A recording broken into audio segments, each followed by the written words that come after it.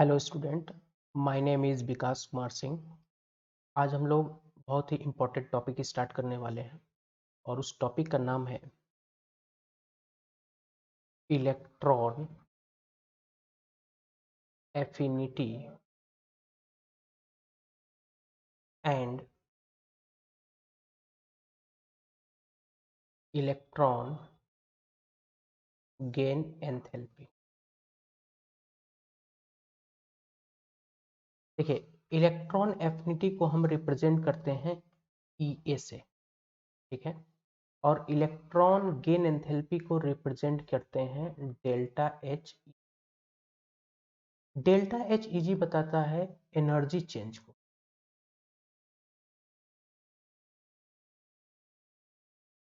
Delta H E क्या बताएगा? Energy change को। तो सबसे पहले मैं अगर बात करूं इलेक्ट्रॉन एफिनिटी की डेफिनेशन की, तो इलेक्ट्रॉन एफिनिटी का डेफिनेशन होगा electron affinity is tendency to attract electron by an isolated oblique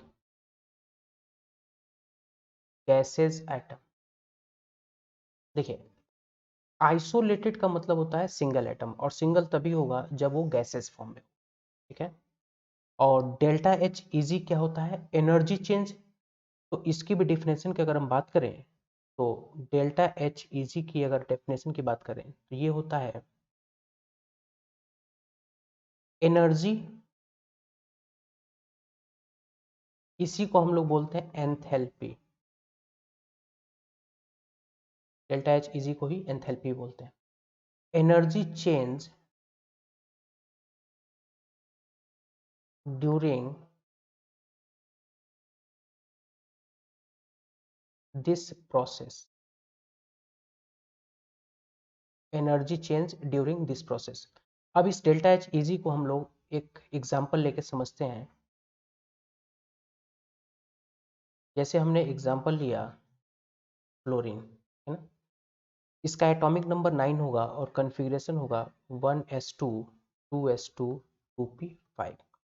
तो देखिए, इसके लास्ट सेल में कितने इलेक्ट्रॉन हैं? टोटल 7 इलेक्ट्रॉन है। अब हमने इसको एक इलेक्ट्रॉन दिया, तो जब इलेक्ट्रॉन दोगे तो ये कन्वर्ट हो जाएगा F माइनस में।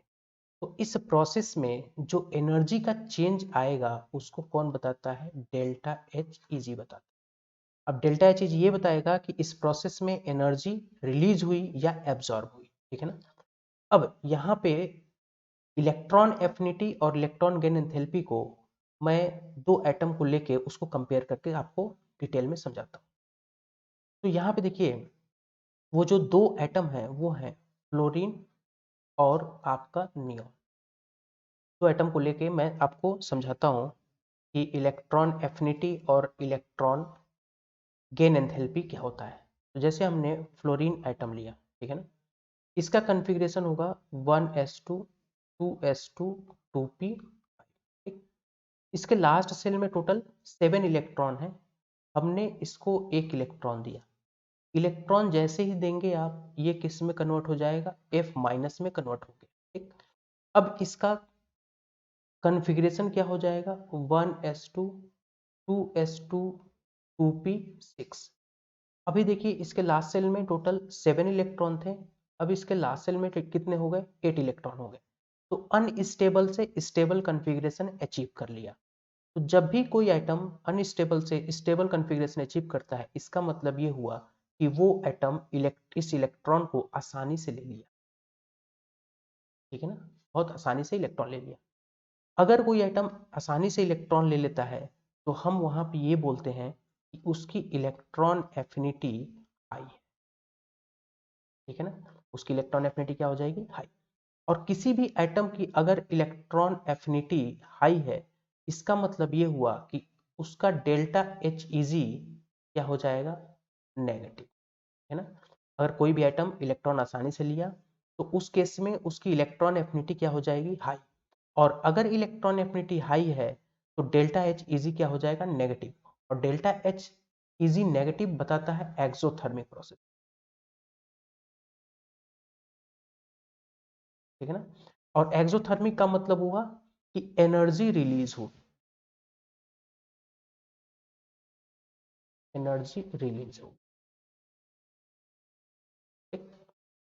तो यहाँ पे फ्लोरीन एटम की टेंडेंसी क्या है, इलेक्ट्रॉन लेने की। अब यहाँ पे हम लेते हैं नियॉन एटम को।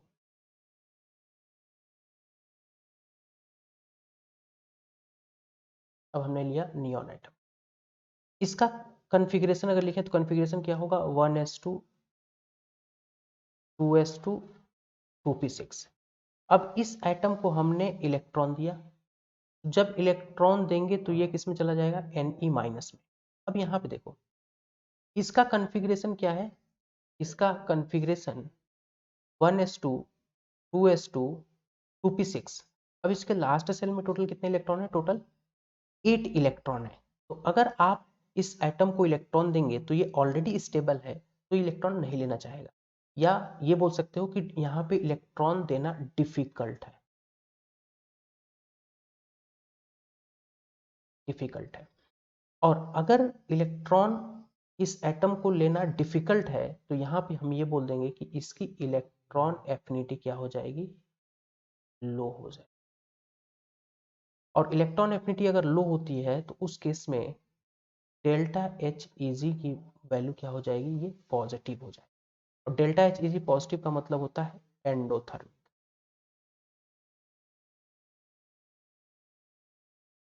एंडोथर्मिक।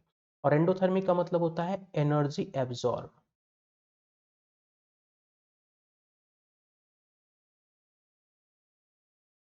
एनर्जी एब्जॉर्ब होगी। तो यहाँ पे देखिए, यहाँ से हमें इन दोनों एग्जाम्पल से ये समझ में आ रहा है कि अगर डेल्टा एच इजी आपका नेगेटिव है, उस केस में इलेक्ट्रॉन एफिनिटी क्या हो जाएगी, हाई हो जाएगी। और अगर डेल्टा एच इजी आपका, डेल्टा एच इजी अगर आपका ये पॉजिटिव है तो उस केस में क्या हो जाएगा, आपका इलेक्ट्रॉन एफिनिटी लो हो जाएगा, ठीक है ना। तो यहाँ से मैं एक पॉइंट नोट कर सकता हूँ कि अगर निगेटिव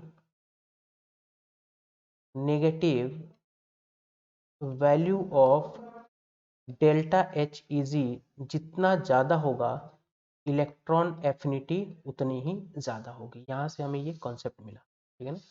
डेल्टा एच इजी जितना ज़्यादा नेगेटिव होगा उसकी इलेक्ट्रॉन एफिनिटी क्या हो जाएगी, उतनी ही ज़्यादा हो जाएगी। अब इसको मैं एक एग्जाम्पल से आपको समझाता हूँ।